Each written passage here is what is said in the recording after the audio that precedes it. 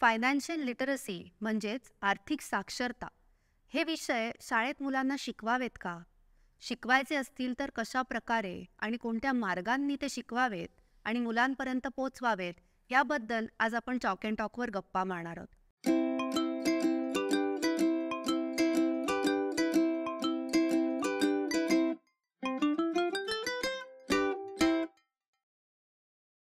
या गप्पा मारायला आपल्याबरोबर वैभवी आणि मनोज आलेले आहेत. मी नेहा.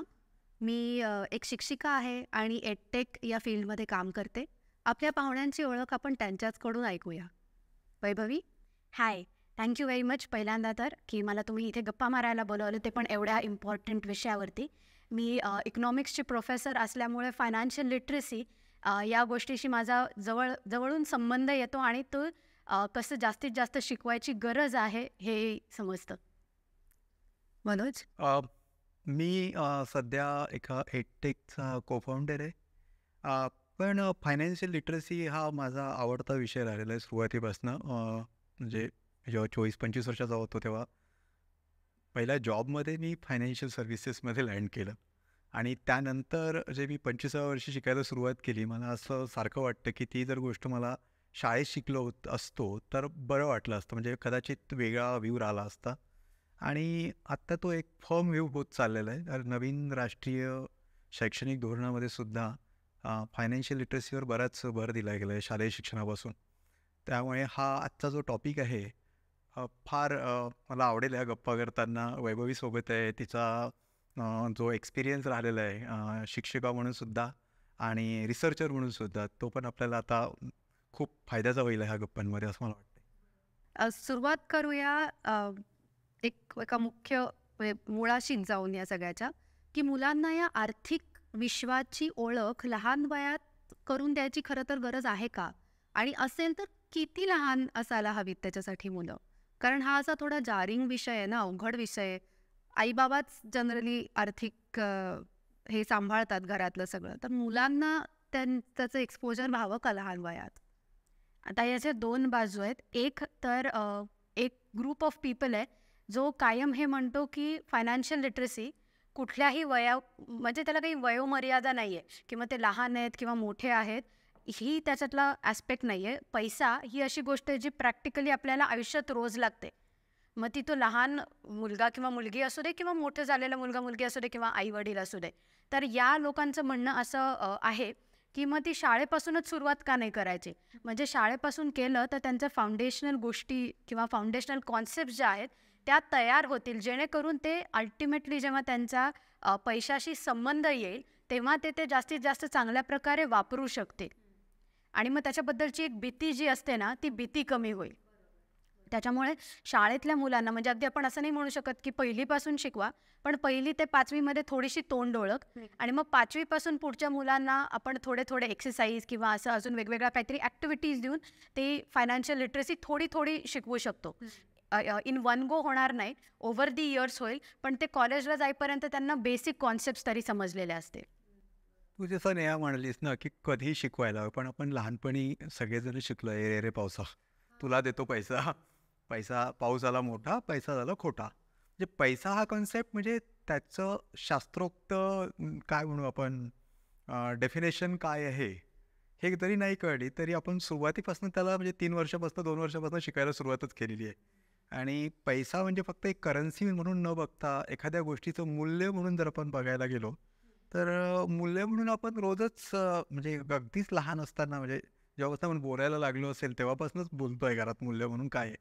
फक्त त्याला एक ती चौकट असतो म्हणू, पूर्णपणे साक्षरतेची चौकट केव्हा आणि कुठल्या मार्गाने हवी, तो एक कदाचित विषय असू शकतो. असं म्हटलं की 5वी नंतर पुढे जाऊया, आता पूर्वी आपण तोंड ओळख करू देऊया, तर मग एक कम्फर्ट तयार होईल.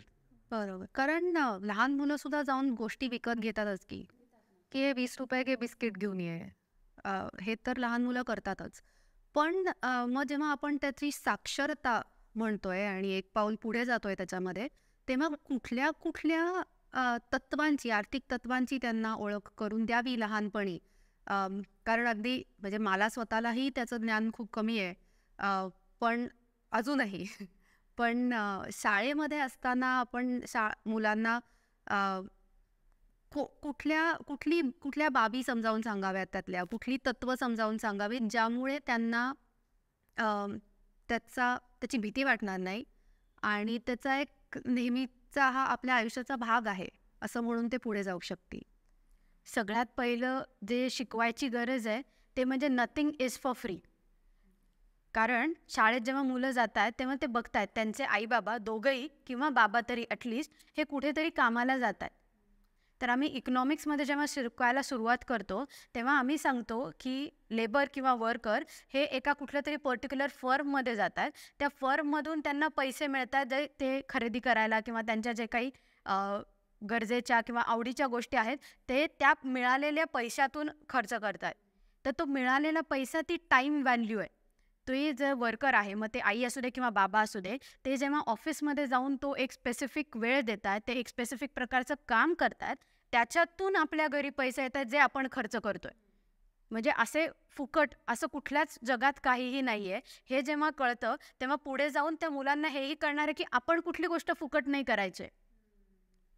आपण पण एक प्रकारे आपण असं गोष्टी प्रमोट करतो की हां फ्रीली केलं म्हणजे ते चांगली गोष्ट आहे किंवा असं. अशा प्रकारचं न करता त्या प्रत्येकाच्या वेळेची, प्रत्येकाच्या कष्टाची, प्रत्येकाच्या श्रमाची काहीतरी व्हॅल्यू आहे, किंमत नाही आहे, व्हॅल्यू आहे. ती त्या व्यक्तीला कळली लहानपणापासून तर त्यांना एक थोडंसं कळेल किंवा त्यांना असंही वाटतं की आई बाबा ऑफिसमध्ये जाऊन करतात काय, काम म्हणजे काय असतं. तर ते काम म्हणजे काय असतं मे बी हे आपण लहान मुलांना सांगू नाही शकणार इमिजिएटली, पण आपण त्यांना हे नक्की सांगू शकतो की जेव्हा तिथे जातो तिथे पूर्ण महिनाभर किंवा जे काही टाईम पिरियड आहे त्याच्यात काम करतो, त्याच्या बदल्यात जो मिळणारा मोबदला आहे त्याच्यातून आपण पिझ्झा ऑर्डर करतोय. सो असं रँडम गोष्ट नाही आहे. So nothing is for free हे तर अगदी लहान मुलांपासून आपण शिकवायला सुरुवात करू शकतो. असं नाही का वाटत की आता शाळेमध्ये जातात मुलं ते सुद्धा फी भरूनच जातात. बरोबर, फी नाही भरता आली तर जाता येणार नाहीये ही जाणीव असते मुलांना जनरली. म्हणजे आपले आई बाबा शाळेला काहीतरी पैसे देत आहेत म्हणून आपण शाळेत जाऊन शिकतोय दिवसभर. ही म्हणजे मी जेव्हा शिकवत होते तेव्हा मला असं जाणवायचं की मुलांना ही बेसिक जाणीव आहे. हो, पण बघ त्याच्यामध्ये काय होतं की ती जी फी देतो आपण ते फक्त एक युनिट न मानता त्याचा विनियोग कसा होतो ह्यावरचं बोलणं होत नाही. म्हणजे शाळेमध्ये म्हणजे स्पेसिफिक काय समजा मी एखाद्या शाळेला एक फी दिली आहे, माझ्या आईवडिलांनी फी दिली, हे माहिती आहे. तर ती फी किती होती किंवा कितीपेक्षा त्या फीमधून काय होतं नक्की. म्हणजे शाळेची इमारत आहे, शाळेमध्ये शिकवणाऱ्या शिक्षकांचे पगार आहेत, मावशी काका आहे तिथे, जितकी लोक काम करतात किंवा जेवण मिळतं का, ह्या सगळ्या गोष्टींमध्ये ती गोष्ट जाते. म्हणजे हाच पार्ट आपण म्हणतो ना बजेट, म्हणजे अर्थसंकल्प जो म्हणतो आपण, किंवा काय असतं बजेट म्हणजे नक्की.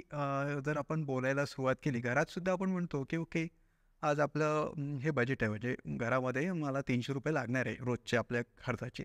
हा जर विषय आपण घरात किंवा शिक्षकांनी जेव्हा आपण वापरायला सुरुवात करू हे शब्द वारंवार, तर त्यांना त्याच्या मागचं शास्त्र कळायला सुरुवात होते, कारण प्रॅक्टिकली त्यांना माहिती आहे. तर एक म्हणजे तुझा जो प्रश्न होता की नक्की काय, तर मी जर 4 पार्टमध्ये जसं NCFE म्हणून एक संस्था आहे, national centre for financial education, त्यांनी त्यांचा जो लेटेस्ट सर्वे होता त्याच्यानुसार भारतामध्ये फक्त 27% लोक ॲडल्ट फायनान्शियली लिटरेट आहे. म्हणजे आपण म्हणजे इतका मोठी गॅप आहे फायनान्शियल इलिटरेसीची. त्यामध्ये त्यांनी फक्त 4 गोष्टींवर भर दिला होता की एक होतं बजेट, दुसरं होतं सेविंग, तिसरं होतं इन्व्हेस्टमेंट आणि चौथा जो पार्ट होता हा डेट मॅनेज, म्हणजे कर्ज आणि लोन कसं मॅनेज करायचं, किंवा म्हणजे कर्ज म्हणजे नक्की काय, इन्व्हेस्टमेंट म्हणजे तुमचे पैसे तुमच्यासाठी कसे वर्क करू शकतात, आणि सेविंग म्हणजे जे तुम्ही कमावता त्याला तुम्ही किती प्रमाणामध्ये तुमच्या फ्युचरसाठी किंवा नंतर काय म्हणू आपण रेनी डेज म्हणूया त्यासाठी ठेवतो. आणि बजेट म्हणजे माझी आवक किती आहे आणि त्यामधनं मला माझा खर्च कसा करायचा आहे, ज्यानुसार माझ्याकडे मला कर्जाचं प्रमाण कमी असायला हवं किंवा कर्ज असेल ते कशासाठी घ्यायचं आहे. सेविंग्स आणि इन्व्हेस्टमेंट हे जर माझे 4 गोष्टी प्रत्येक छोट्या छोट्या गोष्टींमधनं आपण शाळेत वर्गात घरात बोलू शकतो. अडल्ट तर सगळेच कमावतात म्हणजे मोस्टली. पैसे हा जगण्याचा भागच आहे. म्हणजे सो इतकी कमी साक्षरता कशी काय असू शकते? ते तो लॅक ऑफ अवेअरनेस हा खूप मोठा मुद्दा येतो, की लोकांना माहितीच नाही आहे की करायचं काय. पैसे कमवायचे माहिती आहे, की ते कशासाठी कमवायचे आहेत, का तर आपल्या काही गरजा आहेत. त्या गरजा पुरवण्यासाठी आपण ते पैसे कमवतोय. त्यातल्या त्यात पुढे जाऊन त्यातला एक भाग आपण वाचवणार आहोत. म्हणजे जसं आत्ता सर म्हणाले, तसं रेनी डेज किंवा एक अनसर्टन सिच्युएशनसाठी ते पैसे आपण वाचवून ठेवणार आहोत. इथपर्यंतच लोकांचं काय म्हणूयात, पैशाबाबतीचं नॉलेज लिमिटेड आहे. पण आपण त्याच्या बियॉन्ड जाण्याची गरज आहे. एस्पेशली जसं आता तुम्ही म्हणालात, की इन्व्हेस्टमेंट पार्ट ऑफ इट, की तो पैसा तुम्ही सेव्हिंग करता त्याच्यावरती किती तुम्हाला इंटरेस्ट म्हणजे बँकेत ठेवला असेल अगेन, तर त्याच्यावरती काहीतरी छोटाफार इंटरेस्ट रेट मिळून तो थोडासा वाढतो. पण इन्व्हेस्टमेंटचा पर्पजच तुमचा पैशाची ग्रोथ ही आहे. आता ही पैशाची ग्रोथ का गरजेची आहे, की तुम्ही आत्ता समजा मी आत्ता 50,000वरती काम करते, मग मी आयुष्यभर 50,000वरच काम करणं अपेक्षित आहे का? नाही, माझी ग्रोथ होऊच शकते ना. मग त्या ग्रोथसाठी जसं तुम्ही पर्सनल ग्रोथसाठी काही कोर्सेस करता किंवा काहीतरी वेगवेगळे इनिशिएटिव्स करता, तसं पैशांच्या ग्रोथसाठी इन्व्हेस्टमेंट गरजेची आहे. मग तिथे दुसरा पार्ट येतो, तो आहे रिस्क, की मग मी पैसे कशात गुंतवू जे कमी रिस्की आहे. स्टॉक मार्केट म्हणलं की रिस्क आली. त्यातल्या त्यात सेफ ऑप्शन जो आता इंडियामध्ये खूप प्रॉमिनंटली पुढे येतोय, तो आहे म्युच्युअल फंड्स, की लोक किंवा आपल्याकडे एक स्पेसिफिक बँक्स किंवा कंपनीज आहेत, ते स्टॉक मार्केट्समधल्या वेगवेगळ्या ह्याच्यात तुमचे पैसे गुंतवणार आणि तुम्हाला त्याच्यावरती काय रिटर्न किंवा इन्व्हेस्टमेंट जे काय आहे ते त्याच्यावरती मिळत जाणार. मग आता काही लोकांना माहिती आहे की पोस्ट ऑफिसमध्ये पण पैसे असतात किंवा पोस्ट ऑफिसमध्ये पण आपण सेव्हिंग करू शकतो, पण ते परत सेव्हिंग झालं, ते इन्व्हेस्टमेंट नाही आहे. तर हे जर लॅक ऑफ अवेअरनेस आहे की सेव्हिंग्ज आणि इन्व्हेस्टमेंटच्या मध्ये गॅप आहे, पण ती गॅप तुम्हाला पुढील वाटचालीसाठी ग्रोथसाठी मदत करू शकते, तर ती नाही आहे. लोन पण बऱ्यापैकी लोकांना माहिती आहे की मला पैसे कमी पडत आहेत, तर मी काय करू शकते, मी कोणाकडून तरी उधारी घेऊ शकते. मग ती एखादी व्यक्ती असू शकते, ते कुठल्या तरी प्रकारचं सावकारी किंवा तशा प्रकारचं काहीतरी असू शकतं किंवा बँक असू शकते. हे पण लोकांना माहिती आहे. पण इन्व्हेस्टमेंट म्हणजे पैसा वाढवायचा कसा, याच्याबद्दल अजून आपल्याकडे रिस्क हा एक अवेअरनेस आणि रिस्क या 2 फॅक्टर्समुळे खूप अडल्ट म्हणजे जरी ते पैसे कमवत असले तरी या 2 फॅक्टर्समुळे ते थोडेसे मागे हे होतात. हे माहितीच नाहीये. माहिती आहे, पण मग ज्यांना माहिती आहे त्यांना असंही वाटतं की ते खूप रिस्की आहे. हां, बरोबर. म्हणजे कितीतरी लोकांचं अजूनही असं म्हणणं आहे की स्टॉक मार्केट हे गॅम्बल आहे, की खेळलात जिंकलात तर जिंकतच जाल सापशिडीसारखं, नाहीतर खाली आलात तर मायनसमध्ये आहात, झिरो. त्यात काही विज्ञान गणित आहे असं वाटत आहे, नाही. त्याच्यात ॲक्च्युली आहे. मग त्याच्यासाठी त्याचे वेगवेगळे अनालिसिस आहेत, फंडामेंटल अनालिसिस, टेक्निकल अनालिसिस. पण मग हे लोकांपर्यंत पोचत नाही किंवा आता काही काही लोक ते पोचवण्याचा प्रयत्न करतायत. त्याच्यामुळे लोक शिकतायत. त्याच्यामुळे सडनली आता यंगस्टर्स जे आहेत भारतातले, ते सडनली स्टॉक मार्केट्समध्ये इंटरेस्ट घ्यायला लागले. पण आपण अजून मागे जाऊया. म्हणजे आता शाळेतल्या आमचे जे विद्यार्थी आहेत ते कदाचित त्या वयाचे आहेत ज्यांच्याकडे स्वतःचे पैसे आहेत वगैरे. पण आपण शाळेतल्या मुलांचा जेव्हा विचार करतो तेव्हा आता अगेन ही रिस्क हा अवेअरनेस त्यांनाही असणं गरजेचं असू शकतं कदाचित. जसं जसं वर्ल्ड जग अजून आपण पुढे जाईल, अजून आर्थिकदृष्ट्या अवेअर आपण बनू. तर पुन्हा पहिल्या प्रश्नाकडे आणते की मग दैनंदिन जीवनात शिक्षकांनी काय करावं मुलांच्या, की ज्यामुळे त्यांना ह्या प्रकारचा अवेअरनेस बाहेरून काहीतरी न शिकवतात it will become a part of their life. असं आता ते सब्जेक्ट स्पेसिफिक होऊ शकतं, की आता फॉर एक्झाम्पल भूगोल किंवा जॉग्रफी आपण म्हणतोय, तर एखाद्या गोष्टीची प्राईस लोकल प्रॉडक्टची म्हणजे तुमच्या इथे मिळणाऱ्याची किंमत किती आहे आणि हेच तुम्ही बाहेर गेल्यावरती त्याची मिळणारी किंमत किती आहे, यातला फरक जरी त्यांना पहिल्यांदा ॲट फर्स्ट गो हा दाखवून दिला, की का ती गोष्ट आपल्या इथे उगवते म्हणून ती स्वस्त का आहे, हा प्रश्न मुलांना पडला पाहिजे ना. की मी समजा शाळेत रोज सफरचंद घेऊन येते, सफरचंद मी पुण्यात घेतले तर त्याची किंमत एवढी आहे, मुंबईत घेतले तर एवढी आहे, असा फरक का, कशामुळे आहे. तर कुतूहल निर्माण झालं की हा फरक कशामुळे, तर मग ते जाणून घेण्याचा प्रयत्न करतील की हा बाबा की ते कुठून येत आहे, त्याची किंमत काय आहे, त्याच्यावरती लागणारं लेबर काय आहे, त्याच्यामधले कॉस्ट कुठल्या इन्वॉल्ड आहेत, की ज्याच्यामुळे त्याची अल्टिमेटली किंमत ही होती आणि तो फरक आपल्याला दिसतोय.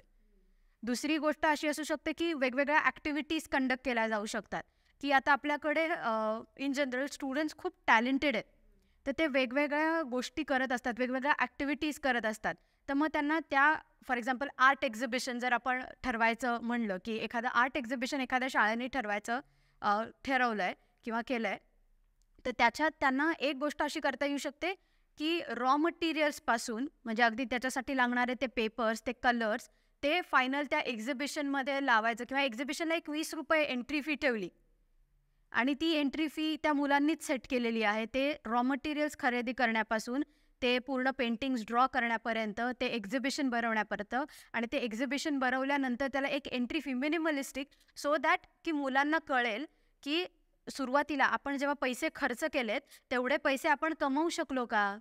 आणि असं पण आहे ना, की आपण सगळ्याच दुकानांमध्ये मी पेपर विकत घ्यायला गेले तर सगळ्या दुकानांमध्ये सेम किमतीला तो मिळत नाही. एक्झॅक्टली. तर मला जेव्हा बल्कमध्ये तो विकत घ्यायचा असतो तेव्हा मला तो बोरिवलीत जाऊन घेणं सोयीचं आहे. त्याच्याऐवजी औंधमध्ये मी विकत घेतला तर तो मला महाग मिळणार आहे. मग या फरकासाठी त्यांना तो दाखवलं गेलं पाहिजे की त्यांना एक 2-3 दुकानं दाखवली की इथे गेलो तर ही किंमत आहे, इथे गेलो तर ही किंमत आहे, इथे गेलो तर ही किंमत आहे. आता पुढे काय करायचं? तुम्हाला काय वाटतंय की हे थोडंसं एक्सपेरिमेंटल लर्निंग आहे, पण ते प्रोजेक्ट बेस असू शकतं. त्या किंवा 8वी, 9वी, 10वी हा आयडियल वयोगट आहे असे एक्सपेरिमेंट्स करण्याचा. कारण मग त्यांना त्याच्यातून कळेल की आपण जे प्रोड्यूस केलंय, म्हणजे समजा एखादं चित्र आहे, ते चित्र प्रोड्यूस केलं गेलं ना, मग त्याची प्रोडक्शन कॉस्ट काय होती, आपल्याला ते तिथपर्यंत आणण्यासाठी किती खर्च लागला, आणि जेव्हा आपण ती एंट्री फी सांगतोय, समजा 100 लोक आले तर आपल्याला टोटल पैसे किती मिळाले. आपण 100 धरून चाललो होतो पण लोक कमी आले, 50च आले, पण मग आपण खर्च जास्त केलाय आणि आपल्याला मिळालेले पैसे कमी आहेत. मग खर्च करताना आपण आधी हा विचार करायला पाहिजे होता.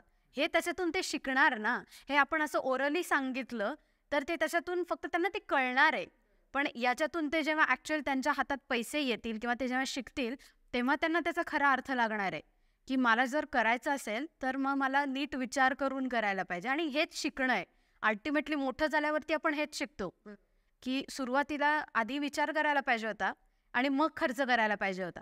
खरं आहे. हे झालं प्रोजेक्ट बेस्ड. पण दैनंदिन ह्याच्यामध्ये त्याच्यात काही मनोज ॲड करू शकता? हो. मी माझ्या शाळेतलं एक उदाहरण देतो. म्हणजे खूप आमच्या शाळेत आवर्जून आम्हाला हे शिक्षक करायला लावायचे किंवा तो एक रेग्युलरच पार्ट झाला होता की आम्हाला 2 गोष्टींपासून नेहमी त्यांनी परावृत्त केलं शाळेमध्ये शिक्षकांनी. एक म्हणजे कर्ज. म्हणजे कर्ज का घेतो किंवा कर्ज हे छोट्या छोट्या गोष्टींमधनं ते आम्हाला शिकवायचे की मी तुम्हाला आत्ता 10 रुपये देतो. मी शाळेत असताना शुक्रवारी आमच्याकडे सरस्वती पूजन व्हायचं दर शुक्रवारी. तर आमचे शिक्षक आम्हाला 10 रुपये द्यायचे. म्हणजे जो कोणी इनिशिएटिव्ह घेत असेल त्या एका वर्गाला प्रतिनिधी, आणि त्याला जे काही 40-50 मुलं असतील वर्गामध्ये त्यांच्याकडनं कमीत कमी 10 पैसे आणि जास्तीत जास्त 25 पैसे इतकेच कलेक्ट करायचे. हे 10 रुपये त्याला एक दिलं असायचं ज्यातनं तो एक प्रसाद, हार ह्या गोष्टी ते मॅनेज व्हायचा. कलेक्ट झालेले पैसे जर कमी पडले म्हणजे त्यांना त्यातनं तो पैसे परत करायचा ताबडतोब. आणि त्यातनं आम्हाला एक कर्जाची एक संकल्पना खूप लवकर शिकायला मिळाली. म्हणजे असं वेगळा विषय म्हणून मी बघितलंच. आता आपलं राष्ट्रीय शैक्षणिक धोरण म्हणतं की आपल्याला शैक्षणिक धोरणामध्ये सांगितलं ना फायनान्शियल लिटरसीसाठी आपण सब्जेक्ट घ्या. आपणही सगळेजण डिस्कस करतो आहे की एक विषय हा घ्यायला हवा लहानपणापासून शाळेमधनं. पण एका छोट्या छोट्या ॲक्शनमधनं शिक्षकांच्या आता आम्ही शिकलो तिथे. दुसरा एक आमच्या शाळेत एक उपक्रम चालायचा. तो असा की गावात राहिल्यामुळे ना विशिष्ट प्रकारची कामं ही विशिष्ट लोक किंवा एक फॅमिली करायची. आमच्याकडे कुंभार ते फक्त दिवे बनवायचे, माठ बनवायचे. म्हणजे सीजनल जसं उन्हाळा आला की माठाचा बिझनेस असायचा, दिवाळी हिवाळा आला की त्यांचा दिव्याचा बिझनेस असायचा. तर शाळेमध्ये त्यांना ना 10-15 दिवस आधीपासून बोलून घ्यायचे. तर ते डायरेक्ट काय म्हणू आम्हाला एक्सपोजर असायचं की रॉ मटेरियल त्यांनी आणलेली माती, त्यांनी आणलेलं गवत, ती माती आणि गवत भिजत घातलं. मग ते 10 दिवस आम्हाला तो कळायचा. आम्ही त्यात काम करायचं सगळेजण. तर कुठलंच काम कोणाला असं चुकीचं नाही. म्हणजे एक जो एफर्ट असं वाटायचं नाही. तर एफर्टची एक मूल्य असायचं. एकपची जे मी एफर्ट टाकला आहे त्याचं एक मूल्य आहे. मग त्याच वेळी ते जे काका यायचे किंवा त्यांच्या फॅमिलीमधले 3-4 जण तिथे आमच्यासोबत बसून काम करायचे, त्यांच्याकडे एक स्किल होतं. म्हणजे तोच दिवा आम्ही केला आणि तोच दिवा त्यांनी केला, तर तो असा खूप छान दिसायचा. माठ पण छान दिसायचा. तर हळू आम्हाला ही गोष्ट कळायला लागली होती, की एखाद्याचं स्किल ह्या गोष्टीचं मूल्य हे खूप वेगळं आहे. ते फक्त एफर्ट नाही. मी इथे 4 तास काम केलं आणि मला 4 तासामुळेच एवढंच मला हे हा पार्टनं शाळेतून खूप छोट्या ॲक्शनमधनं आम्हाला शिकायला मिळाला. कदाचित इन्व्हेस्टमेंट हा पार्ट खूप पुढे गेला. पण रोजच्या रोज आम्ही बघायचो, की काही लोकं व्यापार करायचे.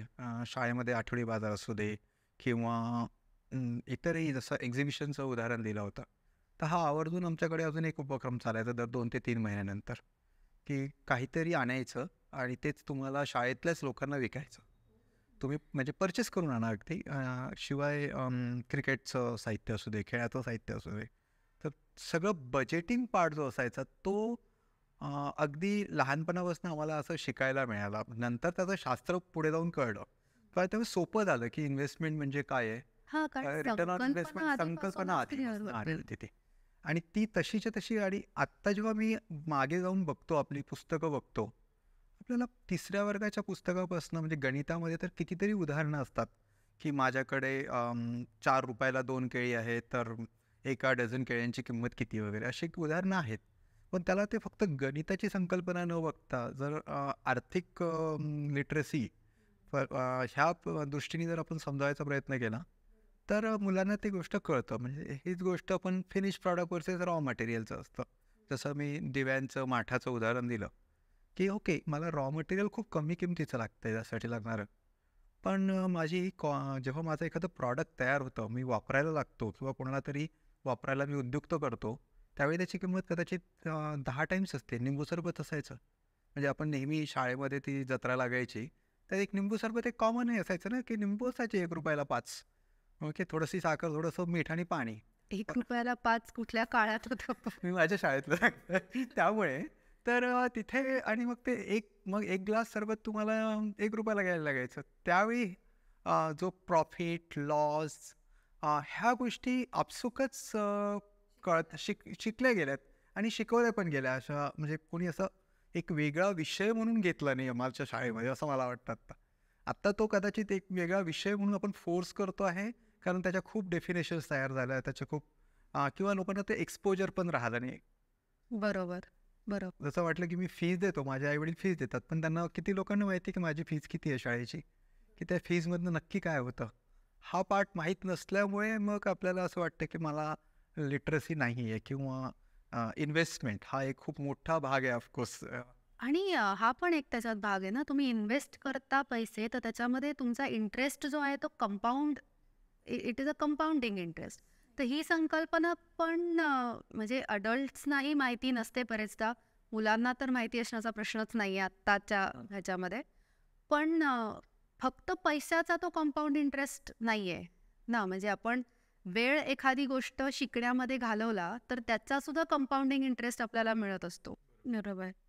आणि वेळेच्या मेहनीत जर त्याच्याकडे बघितलं तर आपण ती गोष्ट करण्यामध्ये स्किल्ड होतो. जसं हे म्हणाले की ते कुंभार दरवर्षी दिवे करायचे ना, दरवर्षी दिवे करून करून त्यांचा अल्टिमेटली झालेला तो फायनल प्रॉडक्ट असा होता की ते इतके सुंदर होते की ऑटोमॅटिकली कम्पेअर टू बाकीचे लोक, म्हणजे जे स्टुडंट्स होते फॉर एक्झाम्पल, त्यांच्या मनाने त्यांचं छान दिसण्याचं किंवा सुबक दिसण्याचं कारण त्यांची प्रॅक्टिस होती. कंपाऊंड इंटरेस्टच्या बाबतीत पण तसंच आहे. म्हणजे अगदी खूप सिंपल गोष्ट आपण करू शकतो की म्हणजे पालक या बाबतीत आपण त्यांना थोडंसं इन्व्हॉल्व करून घेऊ की ते त्यांच्या मुलाला किंवा मुलीला एखाद्या दुकानात घेऊन गेलेत आणि त्यांनी पॉइंट आउट केलं. मुलं बऱ्याच वेळेला करतात की मला ते हवं आहे. ओके, नाही म्हणू नका तुम्ही किंवा तुम्ही लगेच देऊ नका किंवा सांगा व्हॉटएव्हर तुम्ही जे काही युज्युअल आन्सर देता. पण त्याच्याबरोबर तुम्ही हेही सांगा की तुला मी एक पिगी बँक देते आणि त्या पिगी बँकमध्ये त्याची टोटल किंमत समजा काय ₹50 आहे. तर तुझ्याकडे काय 1 वर्षाचा किंवा 6 महिन्याचा वेळ आहे की तू रोज म्हणजे दर महिन्याला काही ना काहीतरी थोडेसे पैसे कलेक्ट करायचे.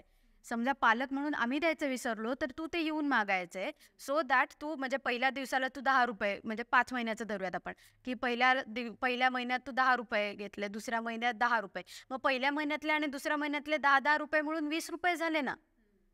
₹10 नाही झाले. मग तो तिसऱ्या महिन्यातले 30, मग चौथ्यातले 40, मग 5व्यातले 50 असं तू जेव्हा एक एक एक एक ॲड करत गेलास किंवा गेलीस तर तुझ्याकडे पहिल्या महिन्यात फक्त 10 रुपये होते, पण तुझ्याकडे 5व्या महिन्यात 50 रुपये आहेत. कशामुळे झालं तर ते ते एकावर एक वाढत गेलं. तर तो कंपाऊंड इंटरेस्ट असा झाला आणि मग अल्टिमेटली तू ते 50 रुपयाचं जे काही गोष्ट आहे ती तू खरेदी करू शकतेस किंवा खरेदी करू शकतोस. म्हणजे याच्यातून एक त्यांना कंपाऊंड इंटरेस्ट म्हणजे की पैसे गोळा करणं किंवा जमवणं म्हणजे काय हे कळेल. आणि दुसरी गोष्ट की ती कमवण्यासाठी जी काही गोष्ट तुम्हाला हवी आहे त्याच्यासाठीचा जो लागणारा डिसिप्लिन आहे. कारण इन्व्हेस्टमेंट म्हणलं तर त्याला खूप मोठा ॲस्पेक्ट हा ॲक्च्युअल पैसे असणं नाही आहे. त्याचं पैशाचं नियोजन आणि त्याच्यासाठी फॉलो करायला लागणारं डिसिप्लिन हे खूप महत्त्वाचं आहे. की मी 5 महिने 10 रुपये गोळा करून ते घेतलं याचा आनंद त्यांना वेगळा असेल आणि त्यांना ती अचीवमेंट आहे त्यांच्यासाठी. ही खूप छोटीशी गोष्ट आहे, पण ही पालक करू शकतात शाळेतल्या मुलांबाबत सो दॅट त्यांना ह्या गोष्टी कळतील. म्हणजे कारण घर आणि शाळा दोन्ही जेव्हा एकत्र येऊन फायनान्शियल लिटरसी शिकवतील तेव्हा ती मुलं शिकणार आहेत. बरोबर. माझा पुढचा प्रश्न ॲक्च्युली तोच असणार होता, की पालक आणि शिक्षक ह्यांच्या मतांमध्ये जेव्हा क्लॅश होतं किंवा ह्यांच्या आर्थिक साक्षरतेकडे, आर्थिक म्हणजे गोष्टींकडे बघण्याचा दृष्टिकोन जेव्हा सेम नसतो, तेव्हा मुलांचं कन्फ्युजन होतं का? आणि असे काही उदाहरणं, अनुभव आहेत का तुम्हाला तुमच्याकडे शेअर करण्यासारखे? मी म्हणजे आता कारण तू शिक्षिका राहिलेली आहे आणि मला नेहमी असं जाणवतं मी खूप शिक्षकांसोबत काम करतो मागचे 5-6 वर्षांपासून. बरेचदा बजेट ही गोष्ट सगळीकडे म्हणजे शिक्षक म्हणून नाही, सगळ्यांना बजेट ही गोष्ट माहीतच नाही आहे. शब्द माहिती आहे, नक्की बजेट म्हणजे काय आहे, म्हणजे माझी आवक काय आहे, माझी जावक काय आहे, मला पुढे माझ्या फ्युचरसाठी मला जे काही सेव्हिंग करायचं आहे ह्या किंवा माझी रिस्क मॅनेजमेंट जी असेल ही कशी करायची ह्याबद्दल माहिती नसल्यामुळे तो विषय ना खूप ओपनली डिस्कसच केला जात नाही शाळेमध्ये. आणि बऱ्याचशा शिक्षक किंवा इव्हन घरामध्ये पण. घरामध्ये सुद्धा. आणि तर तो डिस्कस नाही झाला आणि बरेच आपल्या इथे आपल्या सांस्कृतिक नाही म्हणणार मी, आपल्या कल्चरल म्हणजे भारतीय याच्यामध्ये बघितलं ना, लोकांना पैशांबद्दल बोलणे ही गोष्ट फारशी आवडत नाही. असं खूप टॅबू आहे त्या पैशांबद्दलचं डिस्कशन करताना. मुलांसमोर काय पैशांबद्दल बोलायचं? मग हा पैसे नाही आहे ना, जसं कंपाऊंडिंग फक्त एक पैशांच्या पर्स्पेक्टिव्हने नाही आहे. कंपाऊंडिंग तुमचा वेळ आहे, तुमचं स्किल आहे. बजेट हे फक्त तुमच्या पैशांचं बजेट नाही आहे, तुमच्या वेळेचं सुद्धा बजेट आहे. तुमच्याकडे 24च तास असतील, तुमच्याकडे 1 आठवडा असेल, तर तुम्ही कुठल्या गोष्टींसाठी तुमचा वेळ बजेट करताय. हा पार्ट जो डिस्कस न झाल्यामुळे तिथे कन्फ्युजन सारखं होत राहतं. किंवा साध्या साध्या गोष्टींमधनं ॲक्शन म्हणून आपण बघतो. खूप शिक्षक म्हणतात की मला ते काही माहिती नाही, म्हणजे पगार येतो, पगार माझ्या अकाउंटमध्ये जातो आणि मी तिकडनं खर्च करते, पण मी तो जे काही माझे उरतात ते सेव्हिंग आहे. होतच जातं सेव्हिंग असं होतं ना, कारण तुमचा कधी खर्च आणि हे कदाचित एकच म्हणजे सेम नसणार आहे, काही लोकांचे असतील सुद्धा. तर तो पार्ट न डिस्कस न झाल्यामुळे तो फायनान्शियल लिटरसीचा जास्त प्रॉब्लेम होतो असं मला वाटतं. म्हणजे मला असं वाटतं की ज्यांचा पगार कमी आणि खर्च जास्ती आहे त्यांना जास्त फायनान्शियल लिटरसी असावी, समज जास्त असू शकतो. कारण ते कर्ज मॅनेज करतात किंवा कर्ज मॅनेज कसं करायचे हे त्यांना माहिती असेल एखाद्या वेळी. आजी आजोबांमध्ये फक्त कमवण्याची होते, मग यांनी सेव्हिंग्स करायला सुरुवात केली, यांनी लोन्स आणि त्यांनी ते एक स्टेबल इन्कम याच्याकडे आले. आता त्या इन्कमपासून ते इन्कम किंवा तो वेल्थ तो पार्ट वाढवायचा कसा याच्यावरती आपल्या जनरेशननी किंवा आपल्या पुढच्या जनरेशननी फोकस करणं गरजेचं आहे. पण ते मी जेव्हा त्या प्रोजेक्ट बेसिसवरती काम करते, ज्याच्यासाठी मी माझा वेळ, टॅलेंट, स्किल्स सगळं देते, त्याचं मूल्यमापन व्यवस्थित करणं गरजेचं आहे पैशांच्या ह्याच्यात. का तर पुढे जाऊन मला तो प्रॉब्लेम व्हायला नको की अरे काम तर मी खूप केलं पण मी पैसे नाही कमावू शकले. हा जो बॅलन्स पैशाचं गणित नाही बसलं असं म्हणतात ना लोक खूपदा. हा जो बॅलन्स आहे हा बॅलन्स येणं पण गरजेचं आहे. चूक करणं अलाउड आहे आणि चूक करायची म्हणजे तू त्याच्याशिवाय शिकणार नाहीत.